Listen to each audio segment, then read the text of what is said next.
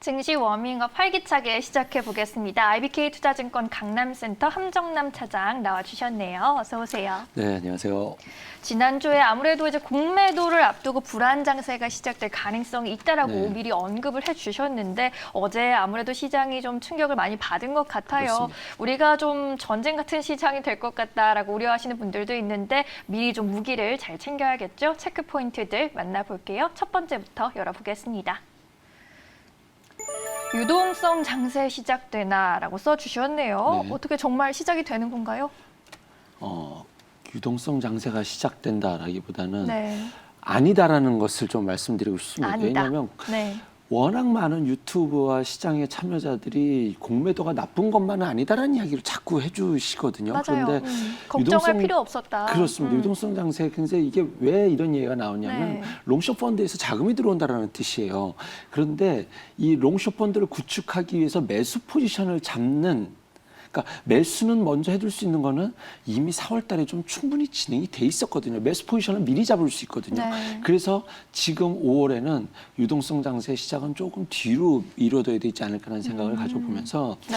이 공매도 자체가 뭐 어저께 1조 원 정도 나왔다라고 하는데 과거에도 하루 일일 평균 5천억에서 6천억 정도 됐었거든요. 그러면 막 이렇게 심할 정도로 뭐 공매도가 무지하게 많았다라고 해석하기에는 조금 과한 해석일 수도 있는데 네.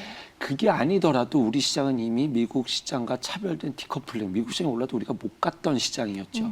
두 번째는 지금 신용 잔고가 꼭지에 달해 있습니다. 신용? 예, 네. 그렇습니다. 이것은 철저하게 부담이 될 수밖에 없고요. 세 번째는 5월에 팔아라라는 이야기가 있습니다. 그것은 올 상반기에 지수를 좋게 봤었던 정책들과 어떤 장이 좋을 거야, 실적이 좋을 거라는 기대감이 이미 1분기에 상당 부분 반영이 됐고 5월부터는 현실을 보기 때문에 이제 매년 5월에 팔아라는 이야기가 나오거든요. 예. 지금 이 세 가지 모든 이슈들이 우리 시장을 여기에서 터닝 포인트를 찍고 반전을 줘서 지수를 뚫고 올라갈 만한 이런 수급의 주체가 좀 보이지가 않고 네. 있습니다. 그래서 당분간은 이 공매도라는 것이 내 종목을 누를 수도 있지만 실제로는 그렇지 않다 하더라도 시총상위 종목들이 내 종목도 공매도를 맞을 수 있구나라는 부담감 때문에 섣불리 사지 못하고 오히려 일단은 피하고 보자라는 투심이 점점 확산될 가능성 또한 열어두시고 조금 막연하게 공매도가 시장에 뭐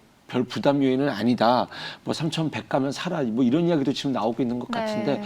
물론 완전히 꺾이고 이제는 증시가 끝났다 이렇게 생각하지는 않습니다만 이 공매도가 시장에 악영향을 미치고 있다라는 것에 대해서 대응은 조금 더 좀 시간을 지켜보고 좀 결론을 지어야 되지 않을까라는 생각을 가져봅니다. 그래서 이 유동성 장세잖아요. 지금 장이 좋다라는 네. 이유가 그것이 이제 달러의 그 어떤 공급 속에서 우리 증시도 뭐 좋아질 것이다라는 데는 저도 이견은 없습니다만 유동성 장세라는 것은 결국 수급 논리잖아요. 그럼 지금 모든 것에 앞선 최대 이슈가 수급이거든요. 그럼 공매도라는 이슈는 5월 한 달 동안이 될지 아니면 적어도 이번 주가 될지 아니면 어제 하루로 끝날 이슈였을지는 모르겠지만 수급 이슈가 최우선이 될 수밖에 없는 상황에서 네. 너무 섣불른 뭐 안도를 미리 갖고 있기보다는 조심해서 나쁠 것이 없다라고 대응하는 것이 훨씬 더 적절한 대응이지 않나는 생각을 가져봅니다. 네, 유동성 장세 안에서 공매도는 그러니까 한마디로 우리가 조심해야 될 부분인 것은 확실하다라는 겁니다. 너무 낙관하는 네. 것은 좀 피해야겠다라는 의견인 것 같네요. 두 번째 투자 포인트 한번 만나볼게요. 경기 민감 그리고 소비 회복입니다. 이제 우리가 좀 섹터별로 보려고요. 수급 먼저 근데 체크를 좀 해볼게요. 그렇습니다. 아직 이 수급이 이거 말고도 들어온 종목들이 많지만 네. 뻔히 다 아시는 섹터와 차트가 망가진 종목들에서의 수급은 좀 무의미하다고 보기 때문에 제가 그런 종목은 조금 제외한다라는 걸 전제로 좀 말씀드리면 예. 어제도 역시 시장의 분위기는 아직 바뀌지가 않았습니다. 물론 기아와 현대차의 반등이 너무나 다 반가웠는데 네. 그 내용은 조금 잠시 후에 말씀드리고 예. 일단은 외국인이 샀던 종목들 어저께 그러면은 포스코, 아모레퍼시픽, DL, ENC, 뭐 철강, 건설, 그다음에 화장품. 소비, 화장품이었죠. 기관이 매수한 종목 기아는 빼두고요. 네. 현대제철, 롯데칠성, 신세계푸드, SGC 에너지 결이 역시 같네요. 네, 결이 같습니다. 네. 함께 사는 종목 보도록 하겠습니다. LG생활건강, S-오일, 현대글로비스, 호텔신라, 신세계 역시 네. 소비라든가 뭐 이쪽에 화장품 쪽에서 좀 함께 들어오는 모습이 보였다 네. 그러니 우리가 다 좀 굉장히 성장주로 대변됐었던 그렇게 관심이 많았던 섹터보다는 좀 이쪽으로 수급이 들어오는 모습이었다. 좀 이렇게 좀 보시면 될 것 어제 같습니다. 뉴욕에서도 경제 재개주 중심으로 이제 그렇습니다. 간밤에 잘 갔습니다. 네. 뭐 일단은 수급은 이런 쪽으로만 보시면 될 것 같고 그 차트는 하나만 좀 보도록 할까요? 포스코 네. 하나만 좀 보여드리도록 하겠습니다. 포스코요? 네. 뭐 철강이 그동안 성장주들이 못 갔을 때 이 포스코가 시장을 지켜주면서 지수를 다시 한번 좀 견조한 박스권을 만들 수 있었던 큰일을 해냈던 종목인데 아직 어저께 기아 현대차가 올라왔지만 아직 이 트렌드가 저는 끝났다라고 볼 수는 없을 것 같습니다. 지난주에도 말씀드렸지만 여전히 시장은 코로나 시대에는 성장주였다고 한다면 지금은 백신의 시대를 계속 맞이해가는 올 한 해가 될 것이기 때문에 네. 아직 시크릿컬에 대해서는 조금 이렇게 조정을 줄 때마다 좀 담아가는 전략으로서의 좀 포커스를 맞춰가야 되지 않을까 생각을 해봅니다. 알겠습니다. 그럼 이제 좀 섹터별로 대응 네. 전략을 만나보도록 할게요. 먼저 좀 바이오주가 어제 좀 타격을 세게 받았어요. 생각보다 좀 많이들 네, 좀 우려를 그렇습니다. 하시는 것 같아요. 아무래도 심란하실 것 같아요. 어떻게 보시나요? 바이오가 미리 4월에 빠졌었거든요. 선반영이냐 이제 여기서부터 시작이냐인데 불안불안했는데. 네, 이제부터 이제 바이오는 조금 어렵다라는 걸 전제로 보셔야 될 것 같습니다. 물론 네. 그 안에서 종목별 차별화는 나올 것이고 하염없이 빠지기만 하지는 않습니다. 그런데 이 공매도라는 특징을 아셔야 돼요. 공매도라는 종목이 나오는 종목들의 특징은 네. 막 올라가는 종목, 예를 들면 최근에 철강주들을 많이 올랐으니까 여기서 개인 투자자들이 공매도 지금 열어주잖아요. 대주 2.4조 원까지 열어주죠. 개인 투자자들은 많이 올라가는 종목을 고점에서 공매도 하시려고 하거든요. 네. 실제로 공매도가 나오는 종목은 그렇지가 않습니다. 추세가 꺾여버린 종목을 하방으로 밀어버리는 것이 훨씬 유리하고 쉽습니다. 적은 에너지로 큰 수익을 가져갈 수 있기 때문에 네.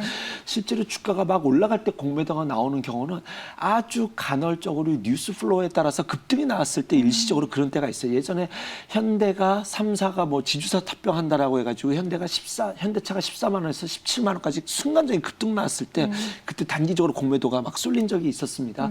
그거를 제외하고는 주로 고점을 찍고 추세가 꺾인 종목들 안에서 주가를 하방으로 밀어버릴 때 공매도가 나오는 경우가 많기 때문에 지금 제약주들이 대부분 그런 자리에서 공매도가 좀 나왔잖아요. 예. 그래서 제약주 조금 쉽지 않을 것이고 조금 조심하는 관심으로 봐야 되지 않을까. 어저께 공매도 타겟 1순위가 바이오, 2차 전지 그리고 5G였거든요. 네. 이 섹터는 조금 조심해야 되지 않을까.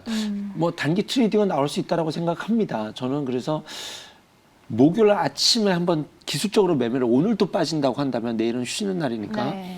이 무차입 공매도가 시장에서 불법이라서 없는 줄 아는데 실제로는 그렇지 않거든요. 미수치는 것처럼. 네. 그러면은 어저께 공매도 쳤다가 목요일 날 매수를 해서 갚아버리면 그만이기 때문에 목요일 날 기술적 반등이 나오는지도 한번 지켜보고 싶고요. 네. 그다음에 일단은 이 공매도라는 기본적인 관점은 이 추세가 꺾여 있는 섹터들은 더 좀 공매도의 타깃이 될 수 있다. 바이오는 조금 시간이 필요하지 않을까 하는 생각을 가져봅니다. 알겠습니다. 이번에는 좀 잘 갔던 업종 좀 볼게요. 자동차 업종 모처럼 반등하면서 웃어줬고요. 함께 자동차 부품주까지 좋은 분위기 연출해줬습니다. 앞으로의 전망 좀 장기적으로 봐도 될지 어떻게 보시나요? 사실은 차트가 망가진 종목들이 공매도가 나온다고 했잖아요. 네. 제일 걱정한 게 현대차, 기아차였거든요. 이 현대, 기아 차트를 한번 좀 보고 말씀을 네. 드리도록 하겠습니다. 이 차트라는 것은 사람마다 보는 관점이 다 다른 겁니다. 나에게 잘 맞는 차트를 찾아내셔야 되는데 네. 기아, 현대차 두 차트는 누가 봐도 반드시 지켜냈었어야 되는 차트거든요. 특히 현대차 차트를 보시면 이게 지금 상승 갭을 메꿔 나가고 지금 이 자리가 쌍바닥을 만들어낸 자리거든요. 네. 여기서 하방으로 뚫고 내리면 이게 하방 N자 캔들이 만들어지기 때문에 이게 이제 올해는 쉽지 않을 것이다. 올 가을 지나야 될 수 있겠다라는 이러면 지수가 또 어려워지게 되잖아요. 이런 것들은 복합적으로 작용하고 있는 자리에서 저는 이렇게 생각합니다. 황금알을 낳는 거위의 배를 가를 필요가 없다라고 해서 중요한 자리에서 지금 반등이 나왔기 때문에 네.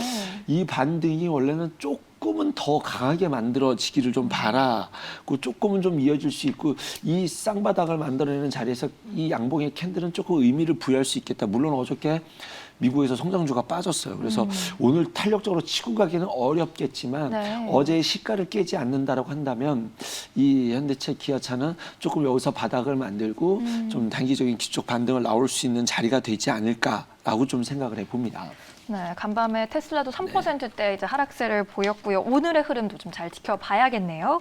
이번에는 철강, 건설, 여행, 소비 이쪽도 좀 점검해 볼게요. 일단은 여기서 기아 현대차가 반등을 좀 주게 된다라고 한다면 아무래도 그동안 강했던 시크릿컬 업종이 좀 조금 단기적인 기술적 조정을 줄 수도 있다라고 생각이 들거든요. 그러면 큰 틀은 저는 여전히 시크릿컬이라고 생각하기 때문에 기아 현대차가 추세적으로 치고 달리기는 좀 어려울 것이다 생각외로 좀 강하게 올라오게 된다면 일정 부분은 조금 덜어두시고 시크릿컬을 못 담으셨던 분들이 한다면 이번에 좀 빠지는 템포에서 조금은 포트를 좀 채워놓는 이런 관점으로 접근해 보자라고 말씀드리고 싶고요. 건설은 계속 말씀드렸으니 건설 말고 호텔 신라라는 종목 지금 이 수급이 들어오는 것들을 보면은 대부분 다 소비와 관련된 종목들이거든요.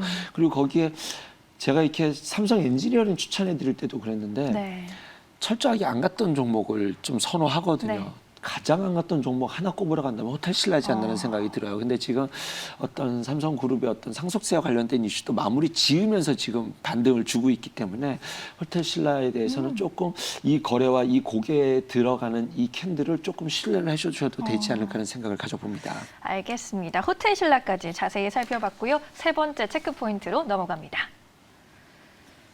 5월 국내 증시 핫테마는 앞서 조금 힌트를 주시기는 했는데 이 외에도 좀 살펴볼 섹터들 좀 빠르게 볼게요. 네, 지금은 큰 틀에서의 섹터를 좀 찾아본 것이고요. 이제는 좀 매매 대응해 볼 수 있을 만한 테마 뉴스입니다. 어저께 강했던 테마인데 뭐 새로운 뉴스가 등장을 한다면 또 새로운 테마들이 시장에는 나타날 것 같아요. 그런데 지금 우리가 이제 대응해 볼 만한 테마가 첫 번째가 어저께 식량 관련주들이 다 올랐었어요. 근데 이 식량과 관련된 문제는 한순간에 이슈로 끝날 문제가 아니라 이 인플레이션 때문에 원자재 올라가고 지금 석유 올라가고 이러잖아요. 추세적으로 올라가는 것이 구리값도 그렇고요. 식량도 인플레이션으로 가장 민감하게 반응하는 것이 사실 가장 탑에 있는 게 식량이거든요. 그래서 왜 이쪽은 안 움직이지라는 생각까지 들었었는데 이제 역시나. 어저께 좀 반영을 하는 모습이 이제 나타났죠. 시장에서 여기에 움직이는 모습이 나타나는 뜻이기 때문에 이 테마는 조금 관심을 갖고 가져가 볼 수 있을 만한 테마라고 생각이 됩니다. 일단은 대표적으로 움직였던 것이 이제 사료 관련주였는데 뭐 사료 관련주 지금 한번 차트를 보시면 이게 이제 매집 한번 들어가고 주가가 좀 무겁네라고 했다가 이제 좀 출발의 시그널이 뜨는 모습이지 않나. 차트는 한일사료였고요.